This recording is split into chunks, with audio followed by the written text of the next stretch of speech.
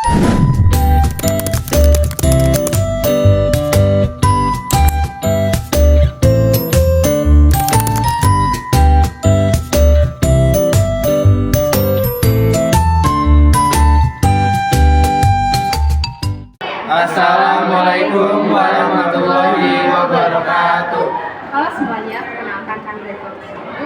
Yang berkontokan saya Regita Staulus, saya Joanna. Saya Rasideva Ramadhani. Saya Michael Triseptian. Dan saya Satrio Wibowo. Di sini kita akan mempresentasikan tentang kegiatan laporan hasil dari makanan internasional. Selamat menyaksikan.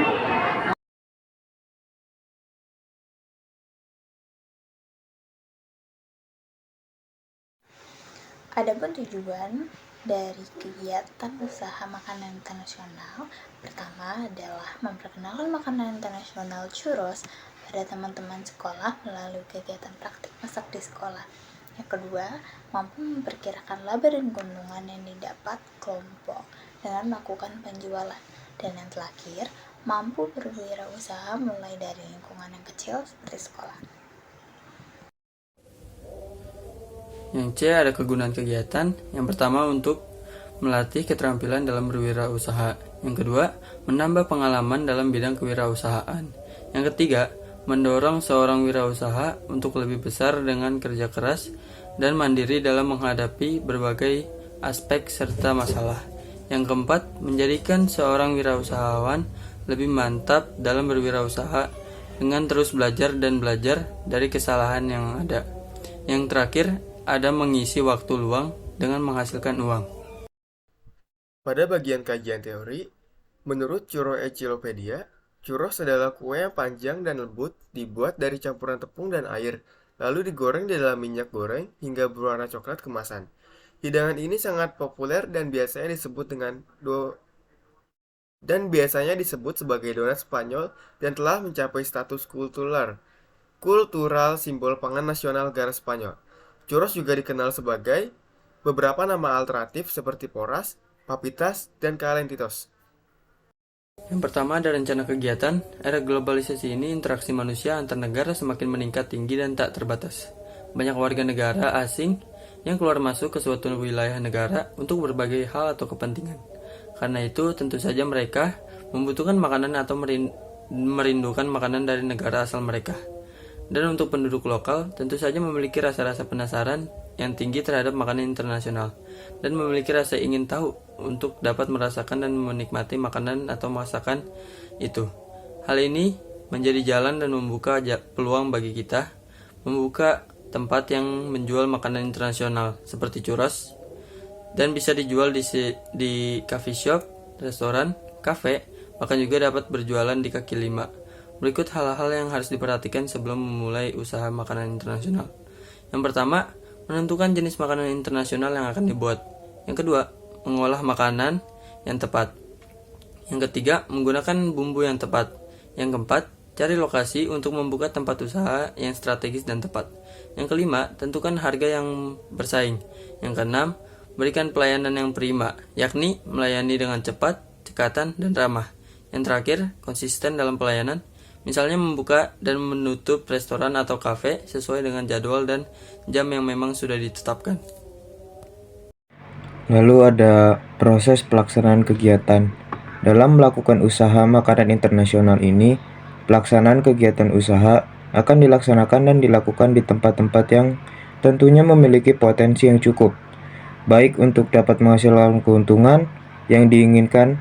Oleh karena itu, maka sebelumnya saya akan menentukan lokasi yang strategis untuk tempat usaha dengan melakukan observasi tempat atau lokasi. Dalam usaha, seorang wirausaha harus dapat menentukan target guna mencapai sebuah keuntungan dan dalam memasarkan produk makanannya.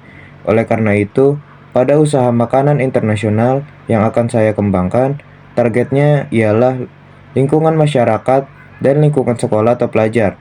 Dalam melaksanakan kegiatan usaha, kita harus dapat melihat peluang dan kekuatan, mengatasi kelemahan dan menanggulangi ancaman.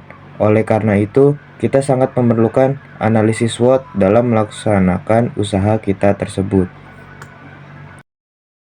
Kemudian yaitu C, laporan keuangan. Menginginkan laba sebesar 30%, sedangkan satu kali produksi menghasilkan 12 box dengan rincian biaya variabel dan biaya tetap sebagai berikut. Dalam proses pembuatan churros terdapat biaya variabel yang pertama yaitu ada margarin, jumlahnya ada 1 gram, harganya itu 10.500, jumlah rupiahnya itu ada 10.500. Kedua ada telur, jumlahnya ada 8 butir, satu buah telur itu harganya 2.000, jumlah rupiahnya itu ada 16.000. Yang ketiga ada 1/4 jumlahnya ada 2, satunya itu kilogram, harga seperempatnya itu 33.000, jumlah rupiahnya yaitu 6.000. Yang keempat ada kotak nasi kertas, jumlahnya ada 12, satuannya piece, harga satu piece-nya itu 1.000, jumlah rupiahnya itu 12.000. Yang kelima ada cup saus, jumlahnya itu ada 25, satuannya piece, harga satu piece-nya itu 280 perak, jumlah rupiahnya itu ada 7.000. Yang keenam ada 1/4 gula pasir, jumlahnya ada 1, satuannya kilogram, harganya itu 4.000, jumlah rupiahnya itu 4.000. Yang ketujuh itu ada coklat, jumlahnya ada 2, satuannya saset, satu sasetnya itu harganya 2.000, jumlah rupiahnya itu 4.000. Yang kedelapan yaitu coklat matcha, jumlahnya ada 2, satuannya saset, seharga satu sasetnya itu 2.000, jumlah rupiahnya itu adalah 4.000. Kesembilan itu ada susu kental manis, jumlahnya ada 2, satuannya saset, satu sasetnya itu harganya 1.500, jumlah rupiahnya itu 3.000. Ke-10 itu ada plastik segitiga, jumlahnya ada 2, satuannya piece, satu piece-nya itu harganya 1.000, jumlah rupiahnya itu 2.000. Maka jumlah total biaya variabelnya sama dengan 68.500. Kemudian yaitu biaya tetap. Biaya tetap itu terdapat biaya gas yaitu 6.000, maka biaya tetapnya itu sama dengan 6.000. Untuk menghitung total biaya tetap sama dengan biaya variabel ditambah biaya tetap. Biaya variabel sama dengan 68.500 ditambah 6.000 sama dengan 74.500. Yang kemudian total biayanya itu 74.500. Jumlah produksinya itu ada 12 box.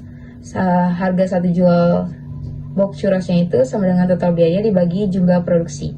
Total biayanya itu ada 74.500 dibagi 12 sama dengan 6.208. Sehingga biaya per produksi sama dengan 6.208.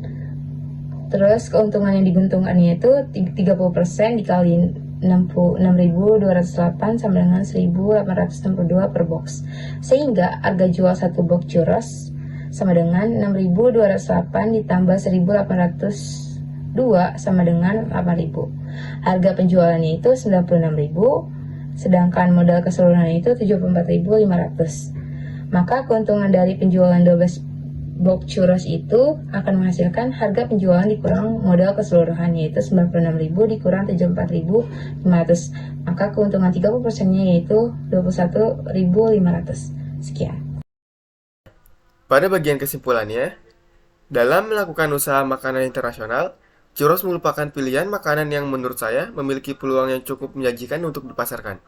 Karena selain lebih simpel, churros juga dapat dinikmati kapan saja, dan tentunya merupakan makanan yang cukup ringan atau tidak mengandung kalori atau lemak yang tinggi, namun bergizi. Menurut saya, jika membuka usaha makanan internasional churros, akan banyak sekali peluang dan kemungkinan yang ada bahwa ke depannya usaha ini akan berhasil atau berkembang sehingga mendapatkan keuntungan yang diinginkan. Lalu ada saran. Saya menyadari bahwa laporan kegiatan usaha makanan internasional atau churros ini masih sangat jauh dari kata sempurna. Oleh karena itu, saya sangat mengharapkan bila ada kritik atau saran yang sifatnya membangun, dapat membaca sampaikan agar dapat saya jadikan referensi atau pedoman dalam memperbaiki kesalahan-kesalahan yang ada. Demikian laporan kegiatan usaha makanan internasional ini. Saya buat dengan sedemikian rupa. Semoga bermanfaat bagi para pembaca. Sekalian, terima kasih.